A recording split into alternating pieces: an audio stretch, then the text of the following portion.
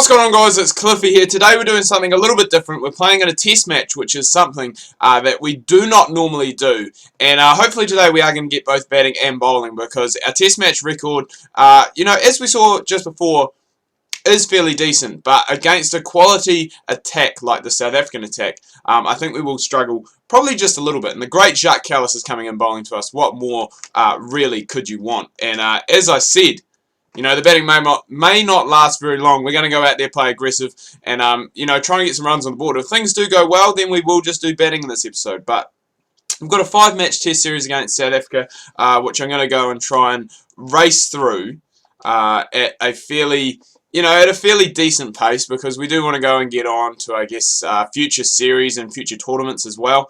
And a 5-match test series just will seem to take forever. And as I said, it wasn't going to last very long. Normally those shots are very safe for us, those guides down to third man. This time we've just guided it straight to, I think, second slip. And we're gone for 4 or 4. And as I said, it probably wasn't going to last forever, the batting innings. But we do get one nice shot in there. We get that 1-4 that went down the ground. Maybe we should have tried to play, more in the wide V rather than going and trying to, play it fine as we did there. But that's done. We will get a chance to have a bowl in just a quick wee second. I'm going to go around the world, tell you what's happening in the test match series that are going on at the moment. There is a couple. The first one we are going to start with is, in fact, well, I was going to say featuring one of these two teams, but it isn't. The first one we are going to go to is the Australia versus Sri Lanka game, and that is, I guess, pretty evenly poised. And you do want to say that after how the first test went. Obviously, Sri Lanka batted first in that one, didn't make many, and still came back to win the test in the end. So they were looking pretty good. Mendes backed up his big 100 that he had with another good score. I think he scored 84 or 86 from memory, and I think Angelo Matthews had a 50 as well, and there were just little bits and pieces that were chimed in here and there. But they only managed to score, I think it was about 287 from memory. So maybe not enough, but it will be hard to see what happens, on this pitch and how everything does go. And there were a few early wickets for both sides in this innings. I believe Joe Burns in Australia's first innings, the second innings of the game, went for a second ball duck. I believe Karuna Ratner for Sri Lanka actually went for a golden duck, a first ball duck, and we were talking about this the other day. I believe it is called, I think it's a royal duck. I think that's what it's called when you get out first ball, first ball of the game without being run out. Because I think if you run out without facing a ball, I think that's a black duck from memory, but I'm not 100% sure. But that there's done and dusted. Another milestone that was reached in this innings was Mitchell Starc picking up his 100th test match scalp. So, for a bowler that is his age, obviously still very young and still very, I wouldn't say new to international cricket, but, still has a lot of time left to go and obviously develop his trade. And he already is a very, very good fast bowler. So it'll be interesting to see what happens to him. I think this is only his 19th or 20th test match. So to have 100 wickets in that short time is very good. Not the fastest by any stretch of the imagination, but still a very, very good haul. And he was pick of the bowlers, 5 for 44 in the first innings for the Sri Lankans. And I thought we had a caught and bowled there for a second. I'm just going to get rid of this off my computer. I don't know, stuff just always seems to pop up. It is really annoying. Thought we were going to have a caught and bowled opportunity there, but it was not the case. But the chances do seem to be coming. And it's a nice shot from Hashim. A very nice shot from him to go and get there. But everyone got on the wickets. Nathan Lyon, I think, got one. I was going to say Steve O'Keefe, but John Holland, the man who is now on, he's on debut, Australian Test cap number 444. He picked up a wicket. It was a little bit expensive. I think he went for about 60 off his 15 overs, but still managed to pick up the wicket, so that'll be good for him heading into the second innings. Possibly maybe a little bit more spinner friendly, but we will have to wait and see heading into days 4 and days 5.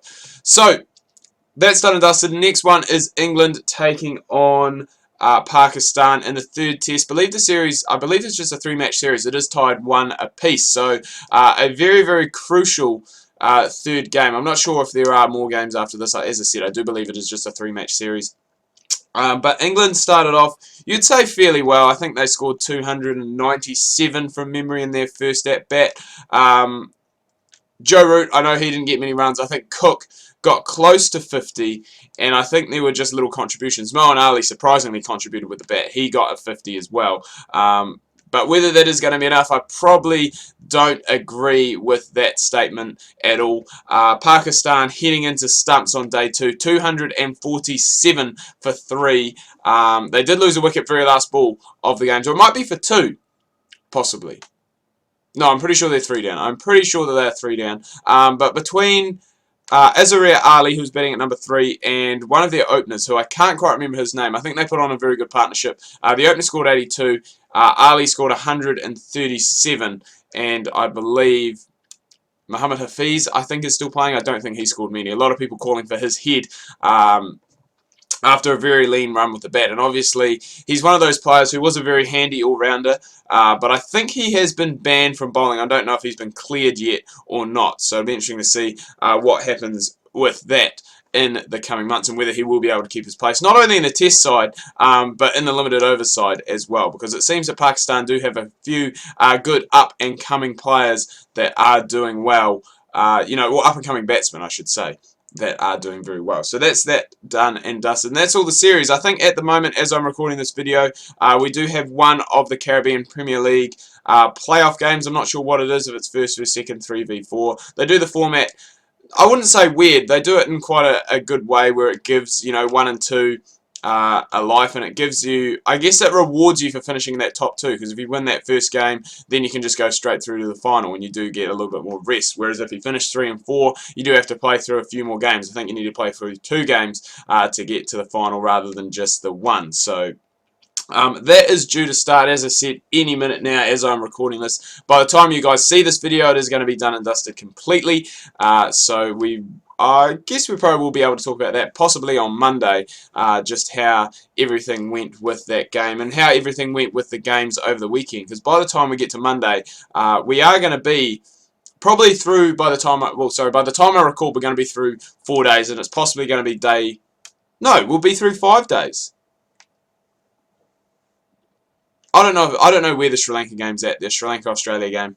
I'm not sure if that stumps. I think it's just stumps on day 1, not day 2.